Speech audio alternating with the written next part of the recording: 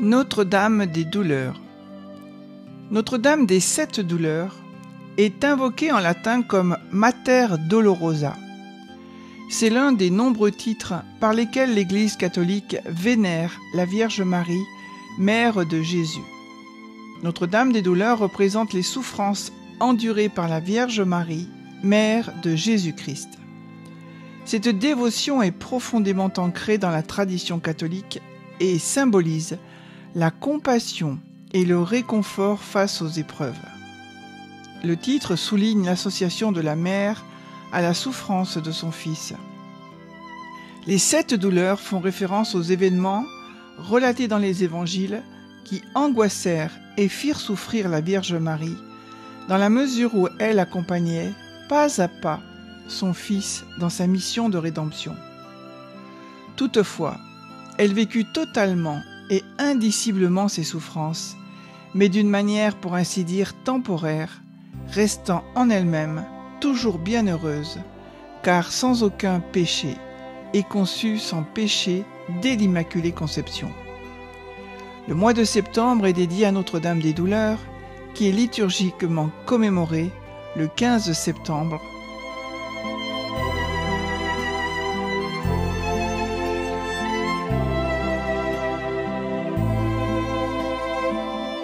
Notre-Dame des douleurs, une profonde compréhension de la souffrance humaine.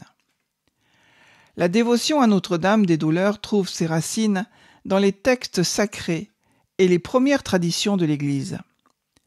La symbolique de la souffrance de Marie trouve un écho dans l'Ancien Testament, notamment à travers les écrits des prophètes évoquant la douleur et le sacrifice.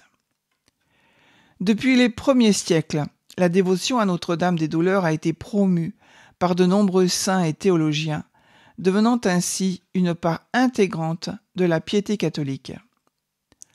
Plus qu'une simple représentation, Notre-Dame des douleurs est le reflet de la compassion universelle et de l'amour maternel. La douleur de Marie, bien qu'incomparable, offre un chemin de méditation sur la souffrance humaine et comment celle-ci peut mener à une profonde purification spirituelle. À travers ces douleurs, Marie incarne un modèle de foi inébranlable, montrant comment la résilience et la confiance en Dieu peuvent triompher des épreuves les plus douloureuses. En contemplant les douleurs de Marie, les fidèles sont invités à reconnaître le rôle central de la Vierge dans le mystère de la rédemption. La dévotion à Notre-Dame des douleurs peut prendre de nombreuses formes et enrichir la vie spirituelle de chaque croyant.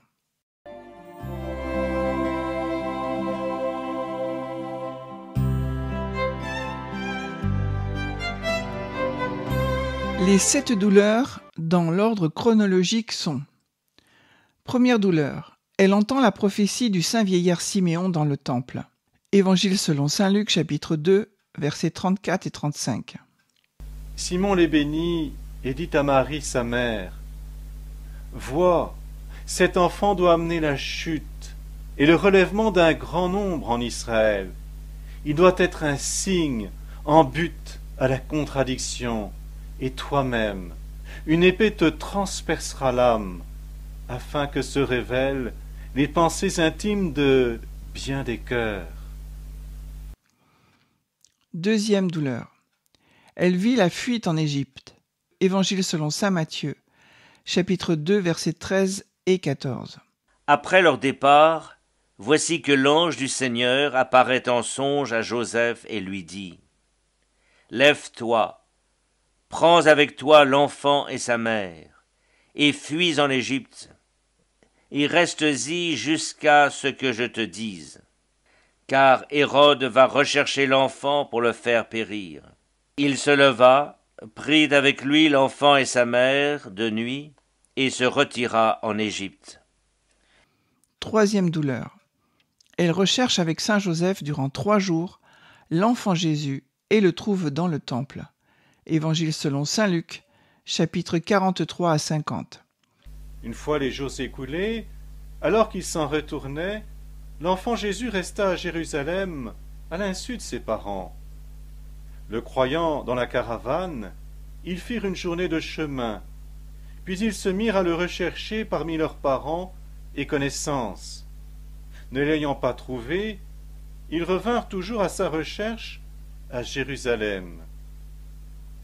Et il advint au bout de 3 jours qu'ils le trouvèrent dans le temple, assis au milieu des docteurs, les écoutant et les interrogeant.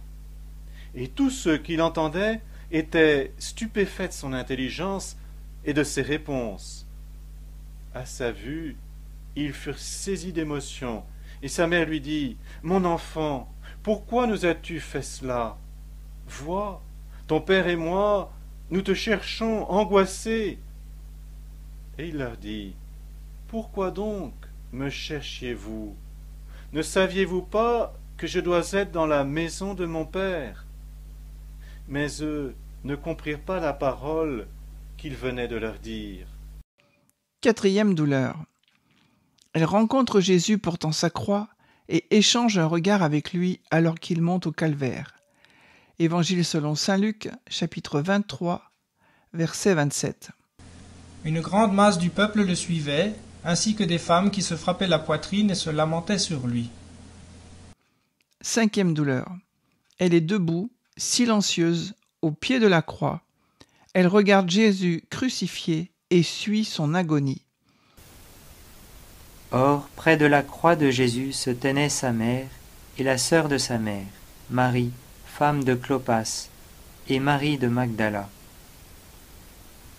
Jésus donc, voyant sa mère, et se tenant près d'elle, le disciple qu'il aimait, dit à sa mère, « Femme, voici ton fils. » Puis il dit au disciple, « Voici ta mère. » Dès cette heure-là, le disciple l'accueillit chez lui. Évangile selon saint Jean, chapitre 19, versets 25 à 27. 6e douleur. Elle reçoit dans ses bras Jésus mort, descendu de la croix. Évangile selon saint Matthieu, chapitre 27, versets 57 et 58. Le soir venu, il vint un homme riche d'Arimathie, du nom de Joseph, qui s'était fait lui aussi disciple de Jésus. Il alla trouver Pilate et réclama le corps de Jésus. Alors Pilate ordonna qu'on le lui remît. 7e douleur. Elle assiste à l'ensevelissement de Jésus et à sa mise au tombeau. Évangile selon saint Jean, chapitre 19, verset 40. Ils prirent donc le corps de Jésus et le lièrent de linge, avec les aromates, selon le mode de sépulture en usage chez les Juifs. La dévotion à Notre-Dame de la Compassion. La méditation des douleurs de Marie, mère souffrant silencieusement aux côtés de son Fils, est un modèle de compassion et d'espérance pour nous, surtout lorsque nous sommes en proie, nous aussi, à la souffrance. En effet, contempler Marie se tenant debout au pied de la croix de son Fils, dans l'acceptation la plus totale, est pour nous une grande consolation face au mystère de la souffrance. Nous percevons aussi qu'en s'unissant aux souffrances de son Fils, Marie a partagé la gloire de sa résurrection. Bienheureuse Vierge Marie, près de la croix du Seigneur, sans connaître la mort, elle a mérité la gloire du martyr, ancienne de l'acclamation de l'Évangile. Pour ces raisons, Marie est la source de notre espérance. Au pied de la croix, elle est devenue notre mère à tous, mais également notre co-rédemptrice, c'est-à-dire qu'elle participe de manière unique à notre salut. Saint Jean-Paul II l'affirme, quand il dit « Au pied de la croix, les bras ouverts et le cœur transpercé, se tient notre mère, la Vierge Marie, Notre-Dame de douleur et de l'espérance, qui nous accueille en son sein maternel, rempli de grâce et de compassion. Elle constitue un chemin sûr vers le Christ, notre paix, notre vie et notre résurrection.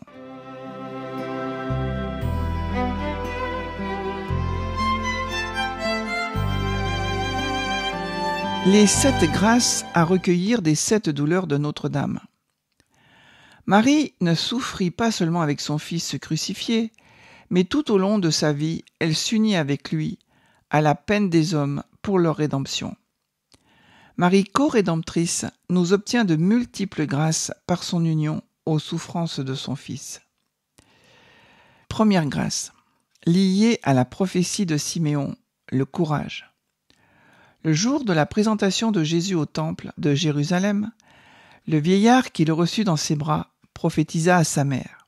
« Vois, cet enfant doit amener la chute et le relèvement d'un grand nombre en Israël. Il doit être un signe en but à la contradiction. Et toi-même, un glaive te transpercera l'âme. » Par cette première douleur, le chrétien demande à Dieu la force de regarder la réalité en face sans perdre courage et de conserver la paix de l'âme dans les moments critiques. La grâce liée à la deuxième douleur, la fuite en Égypte, c'est le désir du ciel. Marie et Joseph sont obligés de s'exiler en toute hâte pour échapper aux tueurs d'Hérode qui recherchent l'enfant. Le fruit à demander à l'esprit par cette seconde douleur est de comprendre que nous n'avons pas ici-bas de demeure permanente et que notre patrie définitive est aux cieux. Philippiens 3, 20. La troisième grâce, liée à la troisième douleur, la perte de Jésus au temple, est la consolation. Jésus est resté au temple lors de la fête de Pâques, tandis que ses parents rentraient à Nazareth. S'apercevant de son absence dans le caravansérail des pèlerins, ils se mettent à le chercher avec une angoisse mortelle.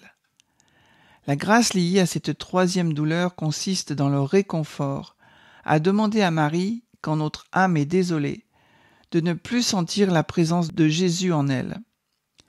La Vierge nous enseigne alors que la nuit de la foi n'est pas la perte de la grâce. Quatrième grâce, liée à la quatrième douleur, la rencontre de Jésus sur le chemin du calvaire, c'est la patience dans les épreuves. Le fruit de cette douleur est la patience dans les épreuves, ainsi que la pleine compréhension de notre coopération à la rédemption du monde lorsque nous portons nos croix, grandes ou petites, héroïques ou plus ternes, en union avec Jésus. Cinquième grâce, liée à la cinquième douleur de Marie, la mort de Jésus, c'est le renoncement du péché. Sur le calvaire, Marie est clouée spirituellement à la croix avec Jésus. En la contemplant dans cet état, le croyant est appelé à s'ausculter lui-même afin de renoncer au péché qui a conduit à ce résultat paradoxal. Les deux êtres les plus aimants qui parurent jamais sur terre furent aussi ceux qui souffrirent le plus de la main des hommes. Et de cet effet pitoyable, nul ne peut se déclarer quitte. Sixième grâce liée à la sixième douleur de Marie, le coup de lance et la descente de la croix, c'est l'entrée dans le cœur de Jésus. Jésus est mort. C'est donc sa mère qui reçoit le coup de lance du soldat, qui ouvre le cœur de son fils. La douleur est pour elle, puis elle recueille le corps inerte de son fils supplicié. Par cette douleur, la grâce a demandé à la Vierge est de pouvoir entrer dans le cœur de Jésus que la lance a ouvert, mais aussi la résolution de ne plus la faire souffrir par nos péchés, cause de la mort de celui qu'elle aime plus qu'elle-même. À cet égard, on se souviendra avec profit que le Père ne refuse aucune prière formulée par la mère de son Fils au nom des douleurs qu'elle endura durant la Passion. Septième grâce liée à la septième douleur de Marie, l'ensevelissement de Jésus, c'est la force de pardonner. Jésus était toute la vie de Marie, elle le perd. La grâce à demander par cette ultime douleur est de quitter les fausses lumières du monde pour être cachée avec le Christ en Dieu. Accompagnée de Jean, Marie rentre chez elle. Là, tout lui parle de Jésus. Cependant, elle n'a pas renoncé à aimer les hommes. Dans la septième douleur, le croyant puise la foi dans le pardon de ses fautes de la part de Dieu, mais aussi la force de pardonner à son tour comme le fils et la mère pardonnèrent au bourreau du Golgotha. La force de rendre le bien pour le mal. Et enfin, la certitude que la Vierge l'invite dorénavant à se confier à elle pour le conduire à son Fils, comme Saint Jean l'a reçu pour sa mère et confidente au calvaire.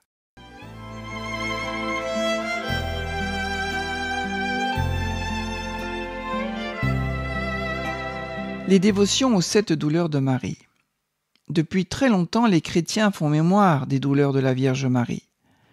La consécration de nombreux édifices religieux sous les appellations de Notre-Dame des Douleurs ou encore de Notre-Dame de la Compassion témoignent de cette réalité. Une chapelle datant du IIIe siècle a notamment été érigée sous le nom de Notre-Dame de Pitié à Clermont-Ferrand. Mais le culte de la Mater Dolorosa apparaît officiellement en 1221 au monastère de Schönau en Allemagne.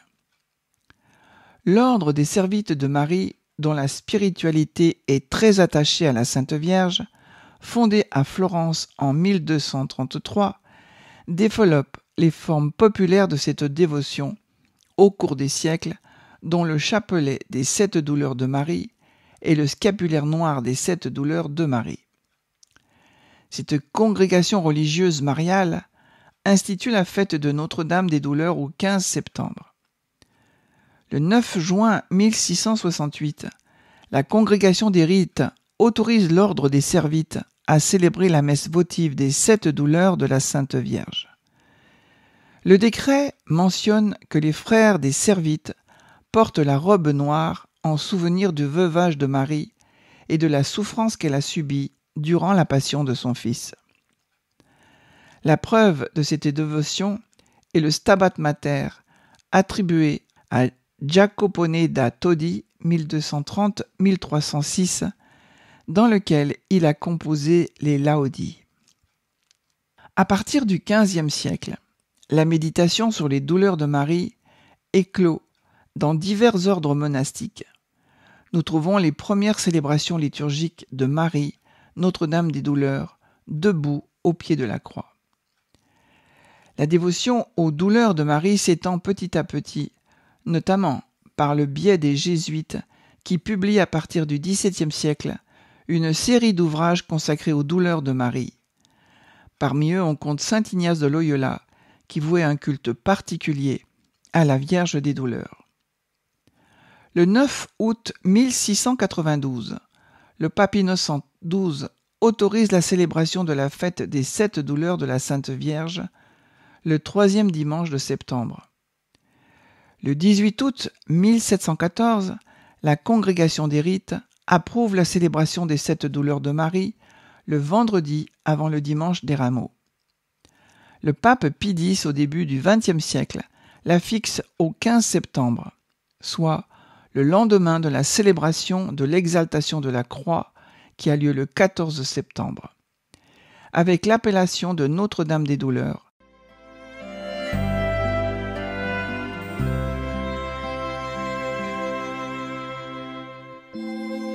Fête liturgique de la mémoire de Notre-Dame des Douleurs.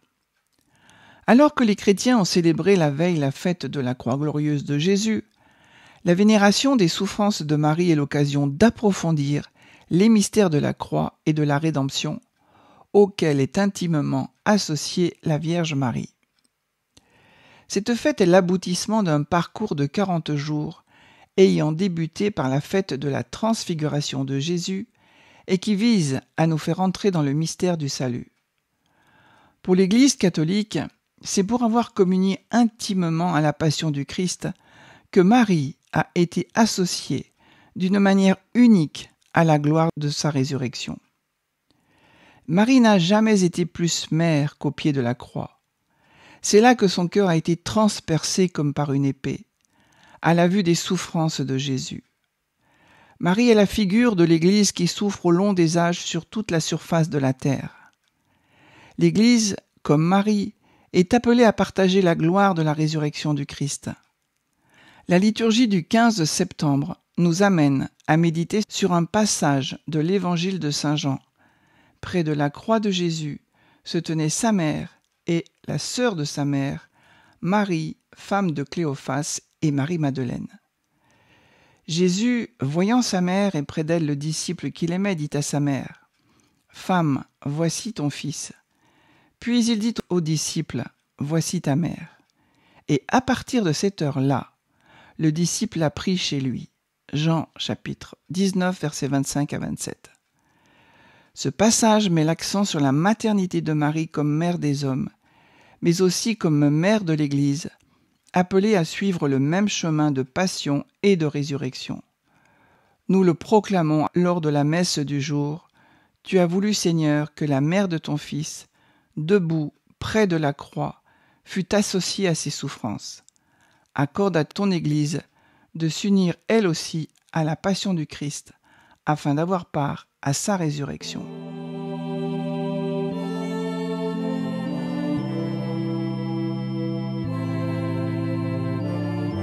Prière liée à cette dévotion. Le chapelet aux 7 douleurs de la Vierge Marie. De nombreuses prières et méditations, comme le chapelet de Notre-Dame des Douleurs, permettent de méditer sur les souffrances de Marie. La dévotion sincère à Notre-Dame des Douleurs est associée à des promesses de grâce spéciales, offrant ainsi des bénédictions et des protections à ceux qui la pratiquent. Le chapelet aux 7 douleurs, quelquefois appelé le rosaire aux 7 douleurs, ou le rosaire des Servites, a donc été développé par l'ordre des Servites de Marie, et son nom est issu du fait qu'il se réfère aux 7 événements particulièrement tristes ou douloureux précédemment cités. C'est un chapelet formant un collier de 7 septaines de grains, séparées chacune par une petite médaille, illustrant une des douleurs de Marie. Une queue composée de 3 grains et d'une médaille est fixée au collier principal, avant la première douleur. Positionnée en début de chapelet, elle sert à dédier ses prières aux larmes de Marie. Traditionnellement, les grains sont en bois noir, de manière à symboliser la tristesse la plus profonde. Il est parfois appelé le chapelet aux 7 épées, en référence à la prophétie de Siméon. Voici, cet enfant est destiné à amener la chute et le relèvement de plusieurs en Israël, et à devenir un signe qui provoquera la contradiction. Et à toi-même une épée te transpercera l'âme, afin que les pensées de beaucoup de cœurs soient dévoilées. Luc chapitre 2 versets 34 à 35. Par sa lettre Redemptoris du 26 septembre 1336, le pape Benoît XII enrichit la pratique grâce à des indulgences. Le pape Clément XII confirma et augmenta celle-ci par sa bulle Unigeniti du 12 décembre 1734. Toutes ces indulgences furent de nouveau confirmées par un décret de la Congrégation sacrée des indulgences, émis selon la volonté du pape Clément XIII le 13 mars 1763. Le scapulaire de Notre-Dame des 7 douleurs est un scapulaire catholique associé aux Servites de Marie, parfois nommé scapulaire noir. Il ne doit cependant pas être confondu avec le scapulaire noir de la Passion.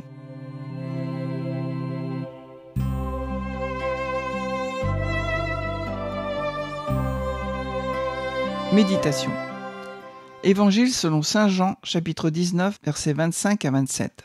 Or, près de la croix de Jésus se tenaient sa mère et la sœur de sa mère, Marie, femme de Clopas, et Marie de Magdala. Jésus donc, voyant sa mère, et se tenant près d'elle, le disciple qu'il aimait, dit à sa mère, « Femme, voici ton fils. » Puis il dit au disciple, « Voici ta mère. » Dès cette heure-là, le disciple l'accueillit chez lui. La tutelle. Jésus, voyant sa mère, la confie au disciple bien-aimé. C'est presque une sorte de dernière disposition de Jésus. Il fait de Marie la mère du disciple, et du disciple le fils de la mère. Le disciple l'a pris chez lui, c'est-à-dire dans son être le plus intime, ce qu'il a de plus cher. Jésus ne laisse pas sa mère seule, il la confie aux soins du disciple bien-aimé, de celui qui l'a suivi jusqu'au bout. Femme. C'est le même nom utilisé à Cana, comme pour lier les deux scènes. À Cana, son heure n'était pas encore venue. Sur la croix, oui, la croix devient la réalité de ce qui a été révélé à Cana. Mais dans ce titre femme, Jésus fait référence à Ève. Elle sera appelée femme, Genèse 2, 23. Marie, la nouvelle Ève, disciple. Le disciple se voit confier la mère, mais dans ce disciple, la tradition suggère que c'est toute l'Église. Marie est confiée à l'Église et l'Église est confiée à Marie. Mère de Jésus, première disciple du Christ. Marie est pour nous tous la mère du Fils Jésus, notre Seigneur, mais elle est aussi disciple du Maître, celle qui, mieux que quiconque, peut nous aider à grandir à l'école du Fils, celle qui, plus que quiconque, a su rester fidèle à l'école, debout même sous la croix. Une fidélité qui s'est transformée en martyr intérieur. Une épée transpercera aussi ton âme, lui a prédit Siméon. Dans notre monde moderne, les enseignements tirés de la dévotion à Notre-Dame des Douleurs, au-delà d'une simple représentation, est une source inépuisable de méditation et de réconfort. En elle, nous trouvons une mère, une protectrice et un modèle de foi qui, malgré les épreuves, est resté inébranlable. Puissions-nous tous trouver en sa dévotion une source de foi et de consolation.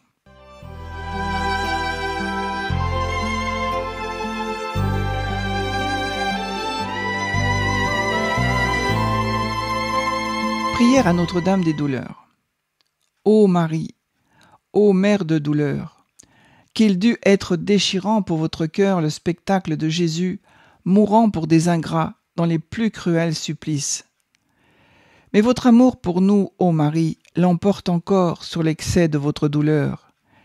Et debout au pied de la croix, vous consentiez au sanglant sacrifice du Fils bien-aimé, dont la mort devait nous réconcilier avec Dieu. Pourrais-je donc oublier tout ce que votre amour pour moi, qui ne suis qu'un enfant pécheur, vous a coûté de souffrance, d'angoisse sur le calvaire? Car le sang précieux que vous voyez avec douleur couler sur la croix, ce sont mes péchés qui l'ont répandu. Je reconnais donc mon ingratitude ô Marie, mais je reconnais aussi tout ce que vous êtes devenu pour moi dans ce jour. Pourriez-vous jamais oublier le testament de votre cher Fils? Ces dernières paroles nous ont rendus vos enfants adoptifs. Souffrez donc que nous vous appelions notre mère. Oui, nous nous réfugions entre vos bras maternels, ô Vierge Sainte. C'est par vous que nous obtiendrons la grâce d'une conversion sincère, et sous ces auspices, les grands mystères de la passion et de la mort de notre Seigneur Jésus-Christ, dont vos douleurs sont inséparables, seront pour nous la source d'un entier renouvellement dans la piété et la ferveur. Ainsi soit-il.